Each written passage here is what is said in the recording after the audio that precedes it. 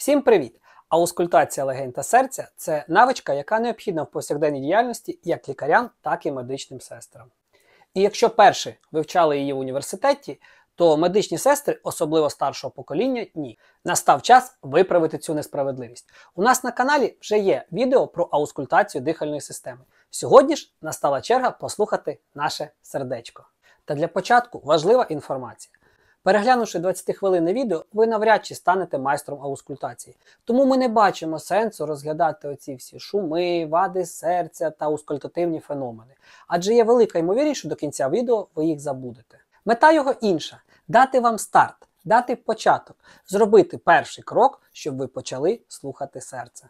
Тому сьогодні ми пригадаємо, з чого складається наше серце, як воно працює, як там утворюються ці самі дихальні шуми і як робити, коли ми чуємо щось не те. Впевнений, буде цікаво і лікарям. А тепер поїхали! Пригадуємо анатомію. Серце – це чотирьохкамерний орган, функція якого – перекачувати кров. По суті, такий собі м'язевий насос. І як кожен поважаючий себе насос, він має клапани, які не дають можливості крові текти в зворотньому напрямку. Давайте розглянемо, як він працює. Почнемо з правого передсердя. Сюди впадають дві крупні судини. Верхня порожниста вена, яка приносить венозну кров, бідну на кисень з верхньої половини тіла. Та нижня порожниста вена, яка приносить венозну кров з нижньої частини тіла. Цікавий факт. Людина – єдина істота в природі, в якої 70% кровообігу знаходиться нижче серця. За це від природи ми отримували буст у вигляді прямоходіння, а ще варикозу і геморою. Наповнившись кров'ю, праве передсердя скорочується, і кров з нього потрапляє в правий шлуночок. Наповнившись, правий шлуночок також скорочується і виганяє всю кров в легеневий стовбур, який ділиться на дві легеневих артерії. Нагадуємо вам, що ми досі говоримо про венозну кров, яка потрапляє в легеневі артерії. І запам'ятайте, що в артеріях тече не артеріальна кров, а артерії – це судини, які несуть кров від серця, а вени до серця. Цікавий момент. Під час скорочення правого шлуночка венозна кров потрапляє в легеневий стовбур, але не потрапляє назад в праве передсердя. Чому? Тому що шлях її перекриває тристулковий або трикуспідальний клапан, закриваючись і не даючи можливості крові туди потрапити. Запам'ятайте цей момент, а ми йдемо далі. Отже, по легеневим артеріям венозна кров йде до легень. Вона не повертається в порожнину правого шлуночка, тому що там її зупиняє ток півмісяцевий клапан. Запам'ятаємо цей факт також. Потрапивши венозна кров в легені, розгалуджується на судини все меншого діаметру, поки не доходить до альвеол. Там вона насичується киснем, повертаючись назад по легеневим венам, які несуть кров до серця, артеріальна кров потрапляє в ліве передсердя. Це щойно було мале коло кровообігу. Ліве передсердя, скорочуючись, виштовхує кров в порожнину лівого шлуночка. Він більш масивніший. Лівий шлуночок, коли скорочується, зростає тиск, замикається зверху двостулковий клапан, кров не потрапляє назад в ліве передсердя, однак виганяється з величезною силою в аорту. Після того, як лівий шлуночок максимально скоротився, він починає розслаблятися, в ньому з'являється негативний тиск, і щоб кров назад не засмоктало з аорти в лівий шлуночок, замикається півмісяцевий клапан або аортальний клапан. Артеріальна кров від аорти розноситься по всьому тілу, по всім тканинам, і це велике коло кровообігу. Потім вона вертається у вигляді венозної крові у верхню та нижню порожнисті вени. Отже, ми згадали, що є ліве праве передсердя, лівий правий шлуночок, що ліві і праві відділи серця між собою в нормі не перетинаються. Пригадали, що між правим передсердям і правим шлуночком є тристулковий клапан, між лівим передсердям та лівим шлуночком двостулковий клапан, і між шлуночками та крупними судинами є півмісяцеві клапани. Аортальний та легеневий відповідно. Кислорода не хватило. Виникає питання, а де мітральний клапан? Я що, про нього забув? Дивимось на папу римського. Він носить отакий цікавий капелюх, який має дві стулки. Він називається мітра. от честь нього двостулковий клапан між лівим передсердям та лівим шлуночком називається мітральний клапан. Будову пригадали. Тепер поговоримо трошки про фізіологію. Серце – це м'язевий орган, який перебуває в постійному русі. Воно постійно скорочується. Скорочення серця має назву систола, а розслаблення – діастола.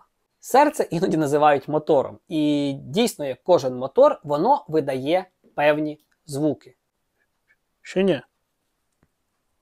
Вони бувають основними, такі, які ми можемо вислухати в нормі у всіх, та додатковими, такі, які виникають за певних умов. О, качечка зготувалася. Основними звуками роботи в серця є тони. Їх є два. Пам'ятаємо, що серце має відділи праві та ліві, вони між собою не перетинаються, це їх перша особливість в нормі, а друга, що вони в нормі працюють синхронно, практично одночасно.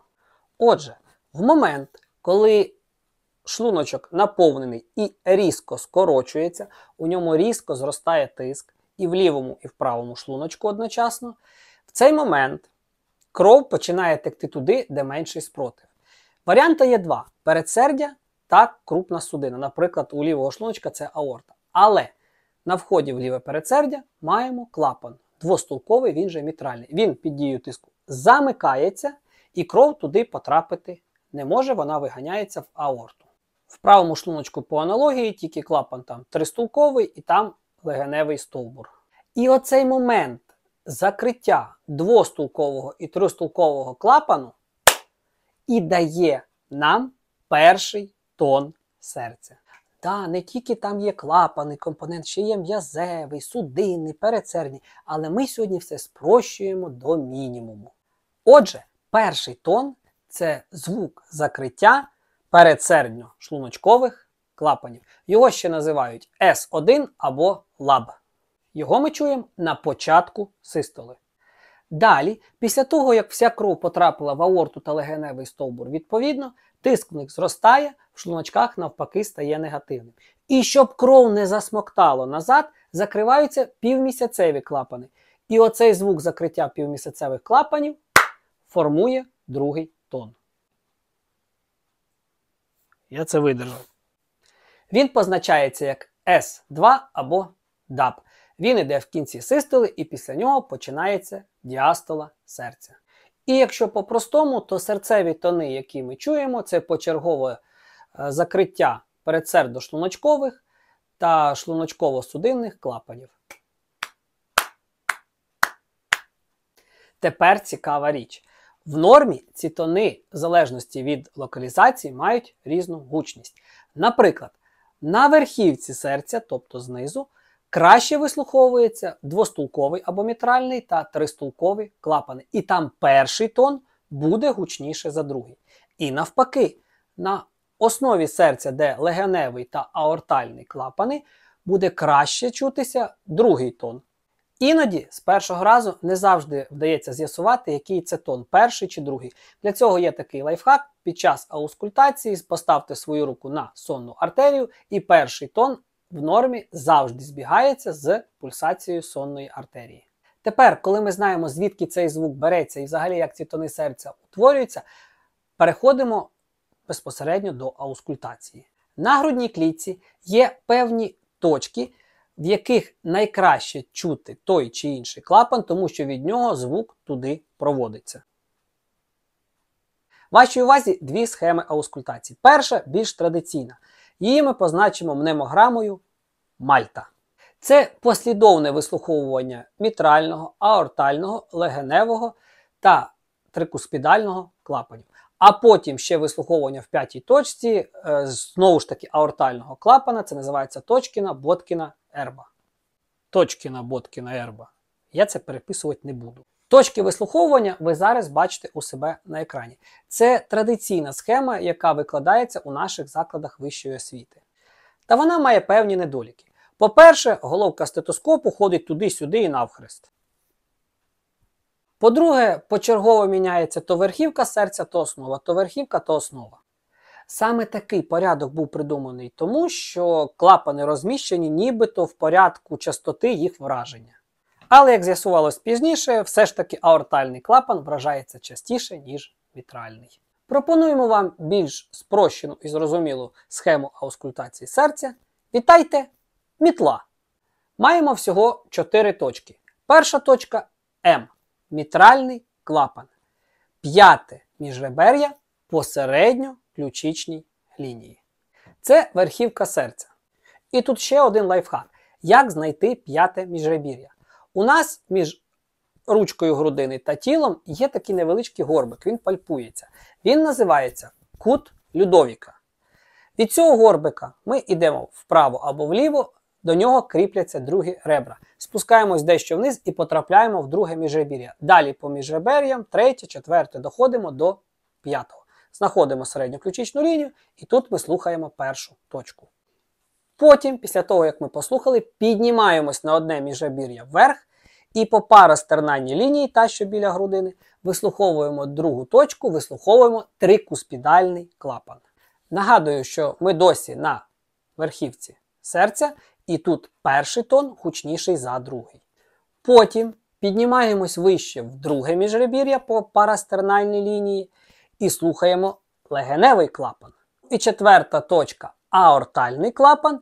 Переносимось паралельно по парастернальній лінії в праве друге міжребер'я. Перевагами цієї схеми є те, що ми спочатку слухаємо 2 тони на верхівці серця, потім 2 тони на основі. І не робимо зайвих рухів головкою стетофонендоскопа. Як і перед кожним об'єктивним обстеженням пацієнта, ми пояснюємо йому суть процедури і що будемо робити. А тепер вашій увазі невеличка відеоінструкція, як це робиться.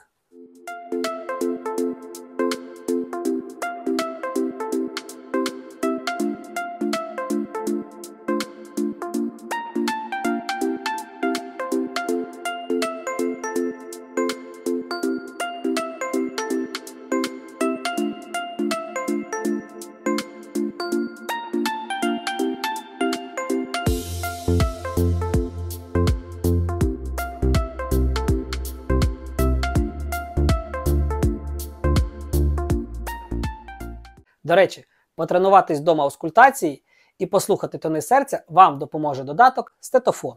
По суті, це той самий стетофонендоскоп, тільки у вашому смартфоні. Скачуєте його собі в Apple Store, дідо скачав і у вас вийде. Там зображені 8 точок аускультації, але наші 4 також є. Знімаєте з себе верхній одяг, знімаєте з смартфона чохла, притискаєте рівно міцно до точки аускультації і вмикаєте запис. Повторюєте так у кожній точці.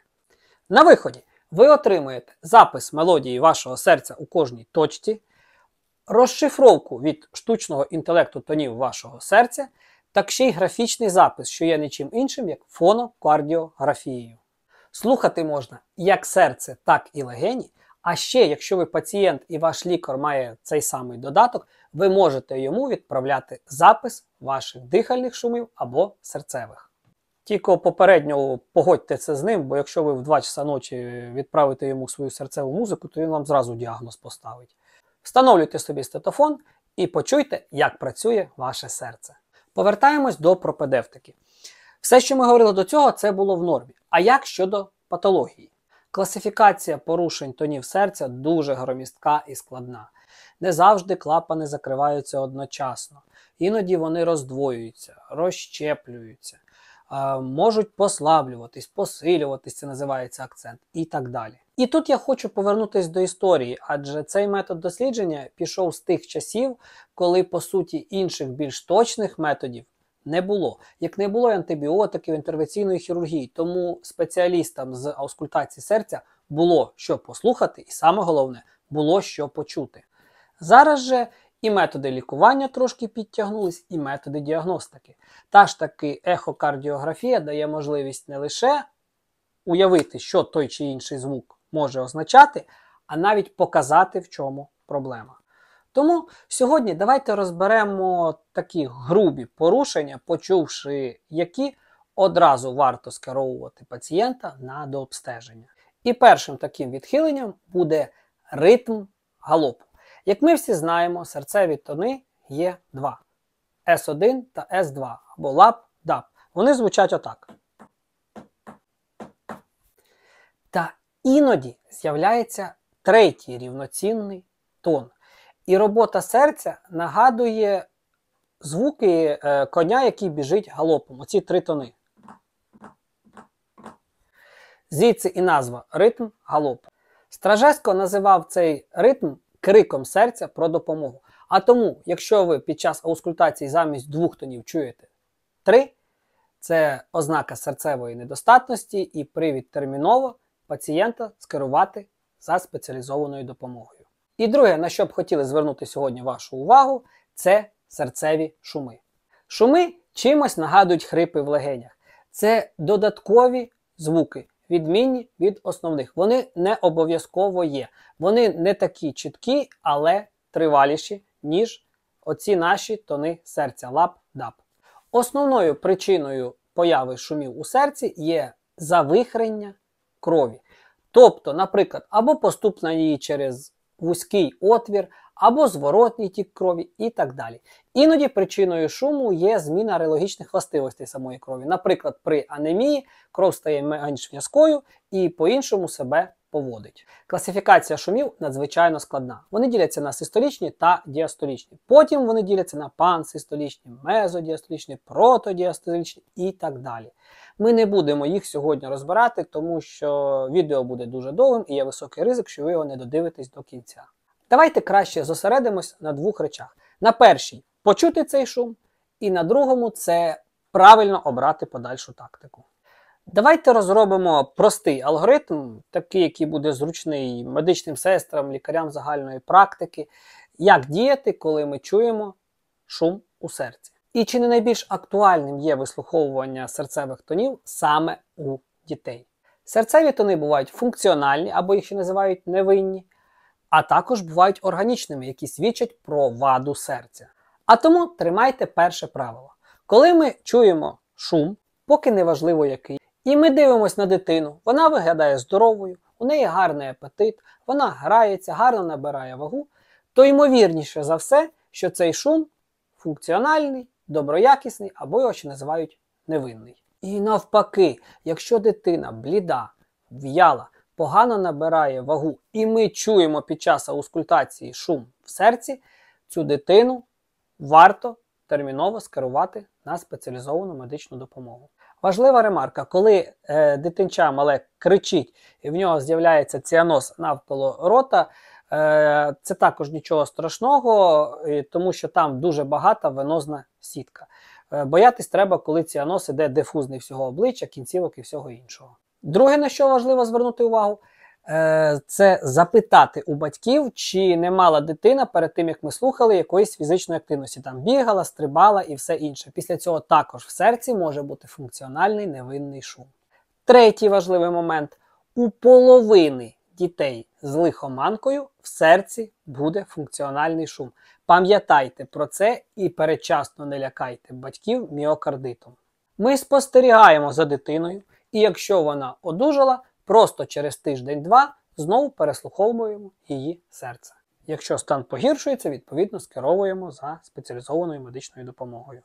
І остання ознака доброякісного або невинного шуму – цей шум виключно систолічний, тобто він має бути між першим та другим тоном. Якщо ми чуємо шум між другим та першим тоном в діастолу, або чуємо шум на протязі всього циклу серця, цей шум патологічним, і така дитина або дорослий потребує знову ж таки скерування на спеціалізовану допомогу. Ще проводити аускультацію серця можна сидячи, лежачи на боці, слухати, як проводяться клапани і все інше. У нас сьогодні дещо інша задача. Ми сьогодні хочемо дати вам основу. Зробити так, щоб ви перестали боятися брати в руки стетофонендоскопи і почали слухати пацієнтів. Чи будемо ми ускладнювати? Чи буде ця тема мати продовження, де ми будемо більш ширше, більш точніше розбирати класифікації та все інше? Все залежить від вас, від вашої активності, від ваших вподобайок та коментарів. По них ми побачимо, що ви зацікавлені, у вас є запит і що цю тему потрібно поглиблювати. А на цьому все. Якщо ви медична сестра або медичний брат, ми щиро сподіваємось, що після цього ви візьмете в руки стетофонендоскоп і почнете ним слухати пацієнтів. Адже щоб навчитися їздити на велосипеді, потрібно їздити на велосипеді. Ну а якщо ви лікар, ми сподіваємося, що ви будете допомагати своїй колегі практикуватися в аускультації. Адже по суті, аускультація – це простий метод клінічного обстеження, якщо розуміти, що ми чуємо. Всім більше доказової пропедевтики. Па-па!